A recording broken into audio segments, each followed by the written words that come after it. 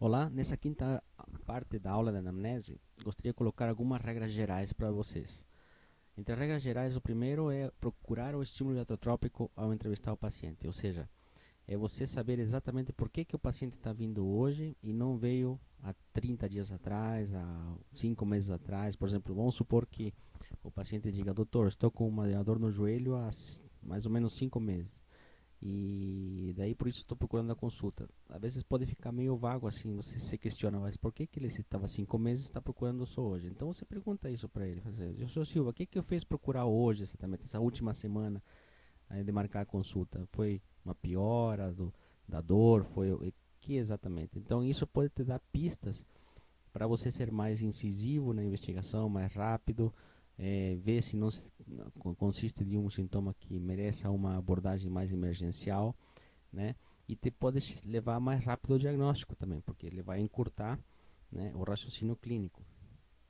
Outra pista, outra regra geral interessante é procure o sintoma guia, né? Ou seja, como eu já tinha falado antes, o paciente de repente te fala que está com astenia, febre e hemoptise, né? É claro que ele vai te falar com palavras do paciente, né? Astenia significa com cansaço, febre significa febre mesmo, e hemoptise seria tosse com sangue, né? Então, dos três ali, se você pegar o leque da astenia, vai te dar um leque muito grande de diagnósticos diferenciais. A febre é a mesma coisa, mas já se você pegar a hemoptise, né, provavelmente você vai ter menos hipóteses diagnósticas e vai fazer com que você chegue ao diagnóstico antes, né? Não que você não possa chegar raciocinando com a febre e também provavelmente você vai chegar com a astenia, mas você vai demorar mais para chegar no diagnóstico provavelmente. Uma outra regra interessante é coletar os dados com raciocínio clínico, usando o processo hipotético dedutivo, ou seja, levanta a hipótese, deduz se essa hipótese é correta ou não, afasta essa hipótese ou aproxima a hipótese no restante da anamnese, né? Ou seja, em outras palavras, é fazer a melhor anamnese possível para a queixa principal do paciente. Os alunos muitas vezes questionam, falam: nossa, o professor me questionou lá, eles acham que a gente vai cobrar uma anamnese completíssima. Não, não necessariamente. Às vezes a anamnese não necessariamente tem que ser completa, mas ela tem que ter um raciocínio clínico. Quer dizer, você tem que perseguir a hipótese diagnóstica. Se o paciente te diz lá no começo da história que ele tem dor torácica, que começou há 3 dias, você tem que perseguir alguns diagnósticos diferenciais na história clínica, ou seja, a tua história mórbida atual tem que ser direcionada mais ou menos imaginando que possa ser uma doença coronariana, ou imaginando que possa ser de repente essa dor torácica com refluxo gastroesofágico, ou uma pneumonia, enfim, de acordo com os sintomas que o paciente vai te relatando, associados como febre para infecção, no caso de azia para refluxo, e no caso de doença coronariana, por exemplo, eventualmente com sintomas que pioram ao exercício, melhoram com repouso, você vai ter que ir perseguindo. Se você está perseguindo doença coronariana,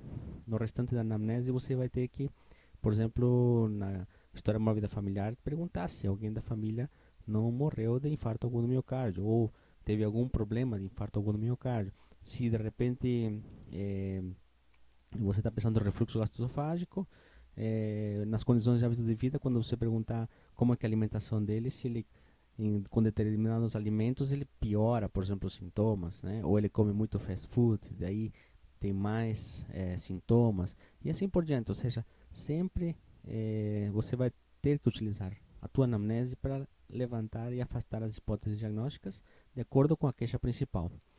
Outra regra interessante é que ao finalizar então a primeira linha da história mórbida atual, já devemos ter algumas hipóteses diagnósticas, né? Os psicólogos que estudam hipóteses diagnósticas em relação à mente dos médicos dizem que os médicos podem trabalhar com 7 hipóteses ao mesmo tempo no máximo, né?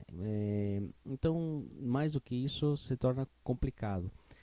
Você tem que tentar levantar pelo menos umas 3, 4 hipóteses nesse primeiro momento assim do curso, de acordo com a tua experiência pessoal, das pessoas que você já atendeu.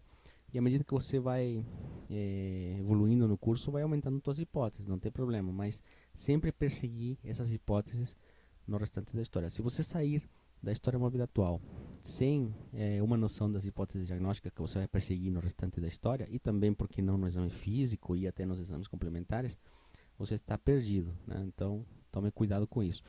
Consequentemente, na história da vida atual, vão predominar perguntas abertas, né? Que o paciente fala, né? O paciente vai falando, vai relatando. Por isso que o paciente é o foco, né? Aqui o médico acaba sendo um espectador, ele tem que ouvir e vai anotando aquilo que for de interesse para o médico, né? Mas normalmente quem é o foco aqui é o paciente, né? O restante da anamnese só serve então para confirmar ou afastar as hipóteses diagnósticas, como já falei, da história mórbida atual. Predominam perguntas, daí no restante da anamnese, perguntas focadas e fechadas. E aí o médico é o foco, né? Então, você só vai testar as hipóteses, sim, não. O senhor, por exemplo, piora quando toma café, essa dor no peito? Vai dizer, não, não piora, né? Então, ele sim ou não, são as respostas que vão predominar. Muito bem. Ainda temos algumas outras regras gerais interessantes. Ao escrever a história, conte uma história com começo, meio e fim, de maneira que se você ler daqui a 3 meses, 5 meses, você vai entender o que você quis escrever. Isso só é possível se você fizer raciocínio clínico, senão não vai acontecer.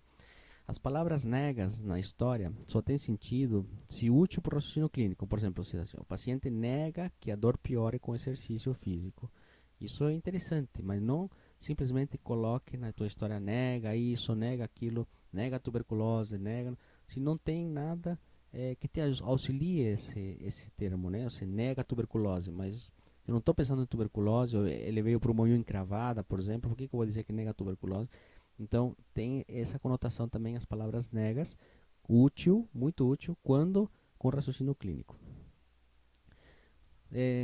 Temas difíceis, não esqueça que não fique angustiado, podem até requerer uma outra consulta. Às vezes você não consegue abordar todo o teu raciocínio clínico numa primeira consulta, porque o tema às vezes é de complexo. O paciente vem com uma febre de origem indeterminada, por exemplo, é muito complexo você chegar no diagnóstico com uma consulta só. Então, se isso ocorrer, agenda outra consulta com o paciente para retomar a conversa com ele e o raciocínio, né? Ou outra visita, enfim, dependendo em que cenário que o paciente se encontre. Por outro lado, outros problemas atuais, não esqueça de dizer OPA, né? Não esqueça que são mini hipóteses diagnósticas de problemas atuais ou secundários.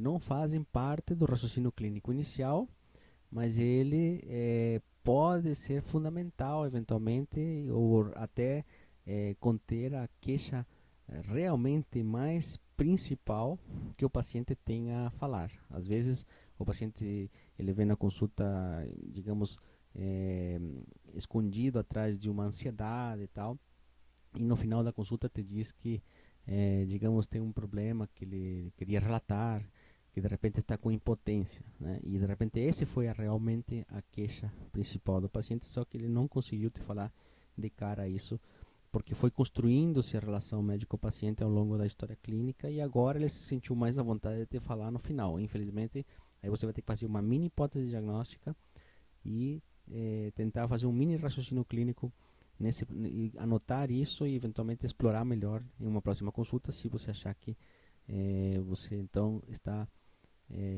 sem um tempo adequado para explorar isso agora, né? A não ser que a queixa seja grave, né? Se for uma coisa grave, aí você vai ter que infelizmente explorar mesmo, não tem jeito.